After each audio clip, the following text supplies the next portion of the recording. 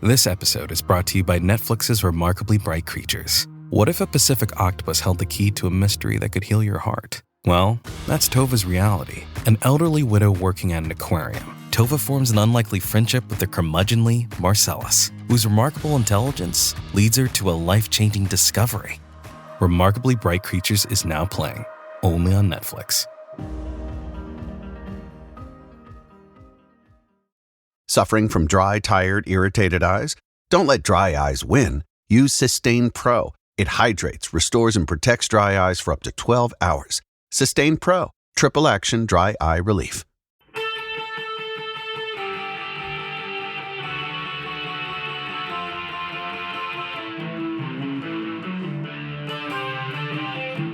This is the Daily Blast from the New Republic, produced and presented by the DSR Network. I'm your host, Greg Sargent.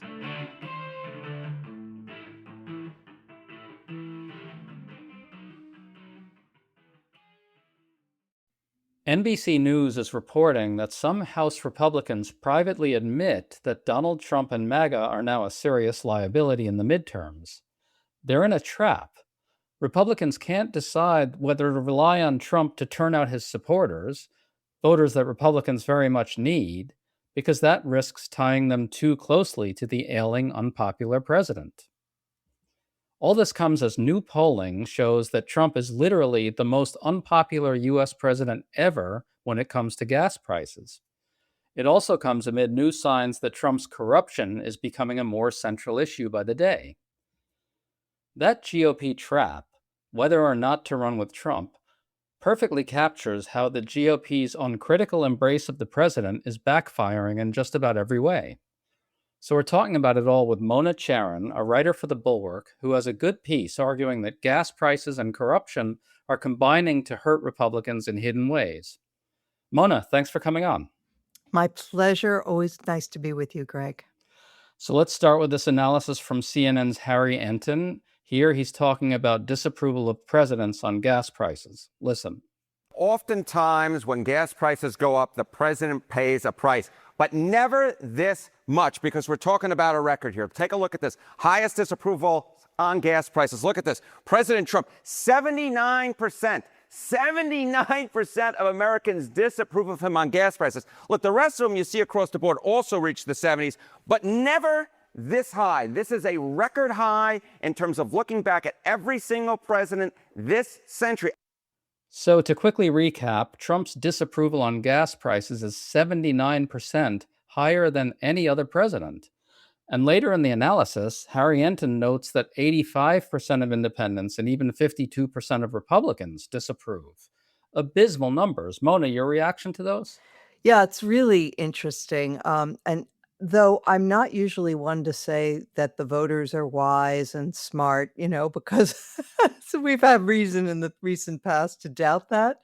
But in this case, I think it's pretty clear that voters have this very negative view of Trump's responsibility for gas prices, because it could not be clearer why gas prices are so high, that it was this unprovoked war that he chose to engage in that has caused this spike in gas prices. It isn't some exogenous event. They gave him a break. They didn't hold him responsible for the COVID virus. And they did, there are many things that they thought were out of his control, and therefore they didn't hold him accountable. But this is so clear. And not only did he launch this war, but he did so without ever making a case for it to the American people, without getting any congressional buy-in, far less a declaration of war. And so, yeah, if it's causing pain, people know exactly who to blame. There's a remarkable clarity to this one, because in most cases, presidents aren't really to blame for economic conditions. And yet in this case, it couldn't be clearer. And as you said, I just want to bear down a little more on it. The closure of the Strait of Hormuz, which is where all the 20% of the world's oil traffics through, is very clearly the reason for the price spikes all around the world. And everybody can see it with total clarity. And you just don't often get something so clearly cut where a president is so clearly on the hook for what's happening to voters directly, do you?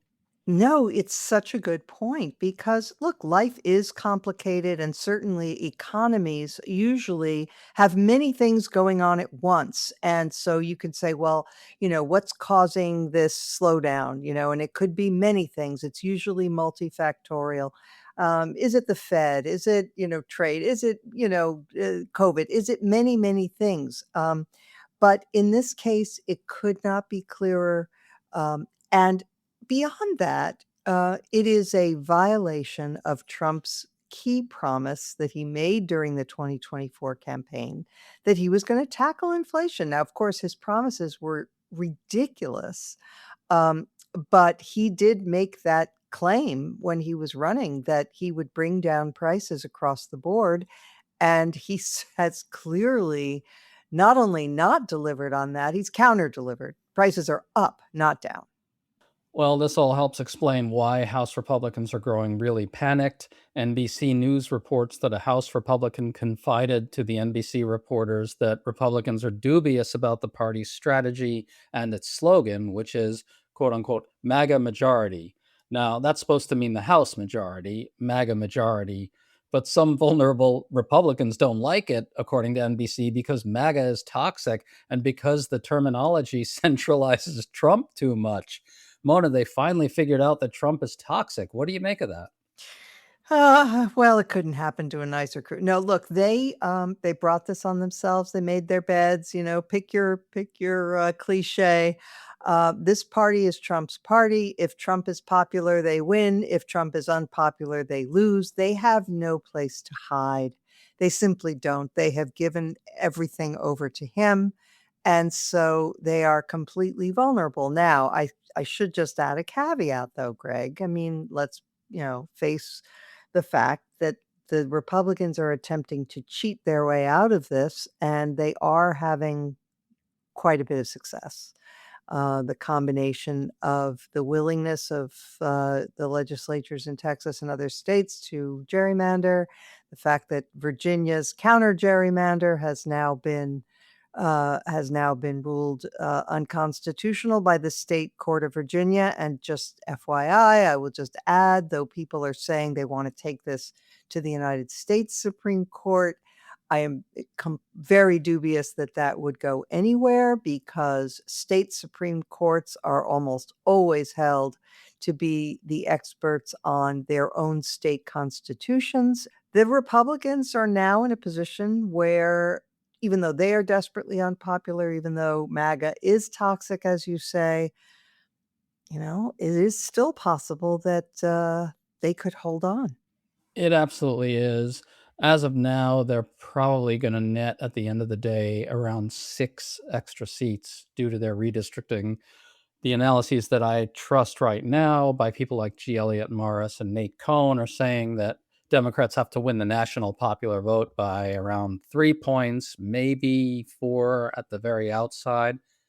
That is really unfortunate and it's absurdly unfair and disgusting and all the rest of it, but it is doable. Most midterms that in memory that have taken place with an unpopular president have delivered a larger win than that. So I really do think it's possible. Yes, I agree. It is possible. It would also be great if Democrats could field candidates who know how to appeal to independents. Uh, because for Democrats to win, they have to win 60% of the independent vote because there are fewer liberals than there are conservatives in this country. And so it's just a fact of life that Democrats want to win, they have to be able to win over independents, and there just aren't enough Democrats. So I personally believe that the best way to do that, and I think it's been demonstrated around the country, is you you tailor your candidate to the district and make sure that you have people who are acceptable. You don't have to give up all your principles. You don't have to, remake yourself into MAGA, but you have to be somebody who doesn't send independents running for the hills. There are so many polls, Greg, that show the independents think the Democrats are more radical than the Republicans. I know that's crazy, and I know it's inexplicable to some people, especially Democrats. But if Democrats want to win elections, and I think we all agree that they really need to, if this republic is going to be anything like what we hope for, they have to figure out how to do that. To stay up to date on all the news that you need to know, there's no better place than right here on the DSR network. And there's no better way to enjoy the DSR network than by becoming a member. Members enjoy an ad-free listening experience, access to our Discord community, exclusive content, early episode access, and more. Use code DSR26 for a 25% off discount on sign-up at thedsrnetwork.com. That's code DSR26 at thedsrnetwork.com/buy. Thank you, and enjoy the show.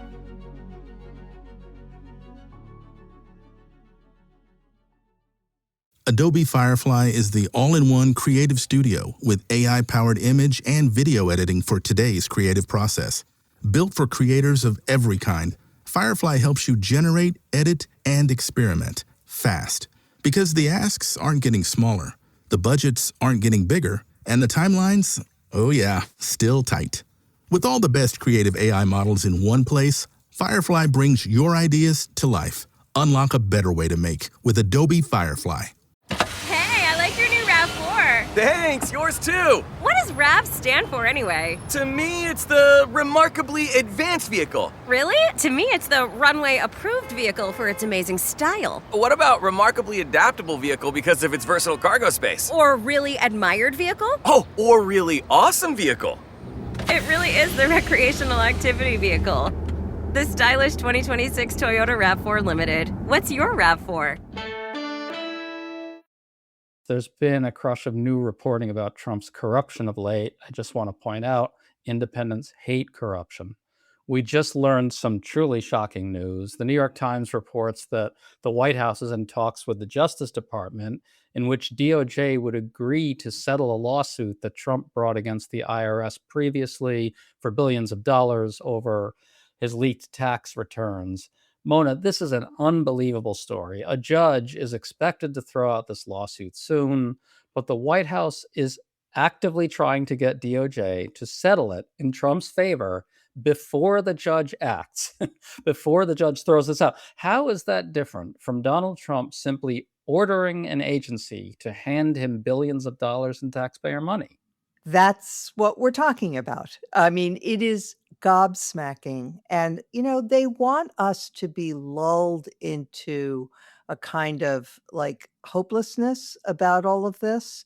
And it's easy to see how that can happen, but we have to fight it. This is an outrageous theft. He is attempting to raid the US Treasury for billions. Now, I can't imagine that even his own IRS and his own Justice Department will go for billions, but we'll see. As I said in my piece, you can get away with a fair amount of corruption if the economy is really strong and people's pocketbooks are flush. But when the economy is not strong and people perceive that you don't care about them, you're not interested in what's happening to their bank account, and meanwhile, you are stuffing your pockets with gold bars and garish ballrooms and billions from the IRS, people are then going to be very angry. We saw this recently in Hungary, where Viktor Orban, the poster child of the post-liberal movement on the right, everybody's favorite, certainly Trump's favorite dictator. He wasn't quite a dictator because he was a member of the EU and gets kind of, you have to add that. He wasn't actually putting his opponents in jail, but he did engage in flagrant corruption. He did make his allies and his family members and himself wealthy. And he did corrupt the society in many other ways. And people put up with it until the economy started to go south. And then the anger about the corruption really erupted, and Pedar Majar was able to make that a very strong campaign issue. And we've seen this in a number of countries. We've seen it in our own country. I mean, arguably, Bill Clinton engaged in really reprehensible conduct as president with women, and people were willing to shrug it off because the economy was roaring. So, and this now, Trump, people knew in 2024 when they voted for him that Trump was corrupt. I don't think they, except for the MAGA, crazies, those independents, those sort of normie Republicans who pulled the lever for Trump, they knew he was corrupt, but they figured, okay, it's a bargain. We'll get some corruption, but my bank account will be better. The prices will come down. We'll get the economy of 2018 back. And he has failed to deliver on his end of the bargain, and he doesn't even seem to care. And that is, I think it's going to really kill him. I think this is a huge iceberg that he is sailing right into, this corruption issue. And not only that, the corruption news is multiplying on other fronts as well. We're hearing that the ballroom is now going to cost $1 billion. And let's recall that he unilaterally and probably illegally bulldozed the White House East Wing to build this thing. There are also dubious things going on with the contracting on the reflecting pool project. And then there's the corrupt lawsuit. I want to get at your point. Wait, can we just say one real quick about the ballroom? Of course. It started out, so he bulldozes the East Wing, which, by the way, I worked there in the Reagan administration. I took it personally. It was a beautiful building, and it was graceful, and it fit in with the whole White House campus. Anyway, without anybody say so, without approval from the planning commission or anybody, okay, he bulldozes that, and he says, I'm going to build a ballroom, and it's going to be $200 million, and it's all going to be paid for by contributions from private parties, not going to cost the taxpayers a dime.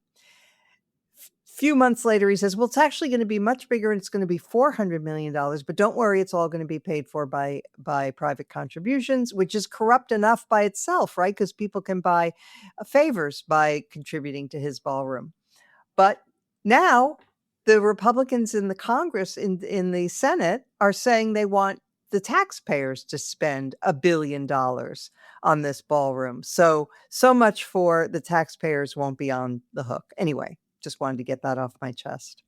Corruption can be a sleeper issue in U.S. politics in unexpected ways. In 2006, the corruption under George W. Bush and the GOP Congress helped Democrats win both chambers of Congress then. I think corruption was a big reason Trump lost to Joe Biden in 2020. Now it's an issue to a degree I don't think we've ever seen before. It's extraordinarily vivid because the combination you brought up of the gas prices and the corruption, it's very clear right now because things are going to shit all over the place, even as Trump is obsessing over all these corrupt monument schemes in a very public way. It's not like it's being hidden. It's right out in public in just about every conceivable way. That's new, isn't it? In some ways? Yes. And so Trump has really lost his touch, or he just doesn't care. But the other half of when corruption can come back to bite you, there are two situations as I see it. One is, as I mentioned, when the economy turns south and people's own pocketbooks are suffering, they become much less tolerant of corruption. The other is that when they do not. So if people think that the stories about corruption are just partisanship, they think everybody does it, and oh, there go those Democrats again, criticizing the president. They'll criticize him no matter what he does, etc. If you can get by on that, then you can slide. But the fact is, it isn't the Democrats right now who are fronting the corruption. It's Trump himself.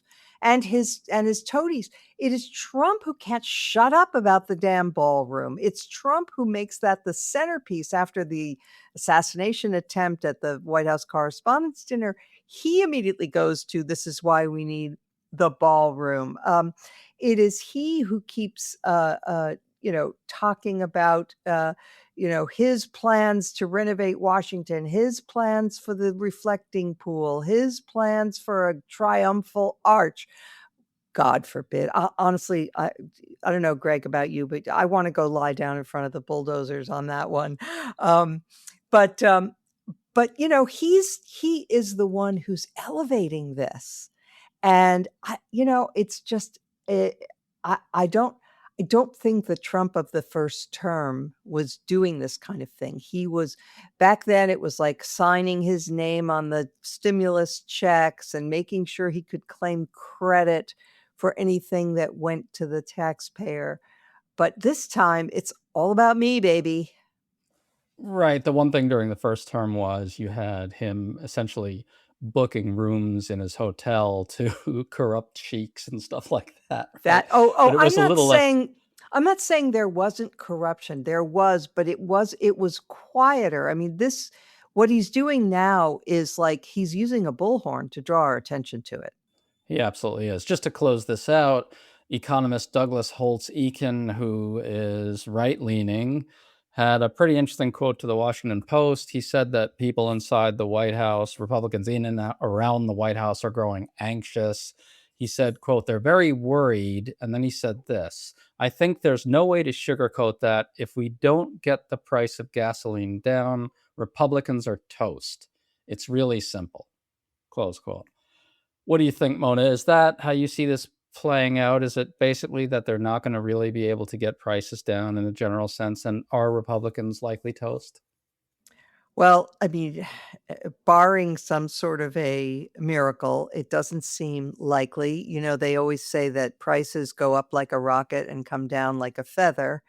And so it is hard to get prices down quickly enough the conventional wisdom is that people make their voting decisions by August of an election year. And pretty much after that, it doesn't much matter. They've made up their minds. So we're in May. Could something happen to bring prices down by August? I'm not going to say it's impossible. I just think it's exceedingly unlikely. As for whether Republicans are toast, I would just say this. In all likelihood, they're going to have a bad year. Democrats should be doing everything possible to make it a terrible year, but this is a long-term struggle that we are in against illiberalism and quasi-fascism, and it ain't going to be over in November. Certainly not. For all kinds of reasons, the struggle is going to continue into 2028 in very big ways.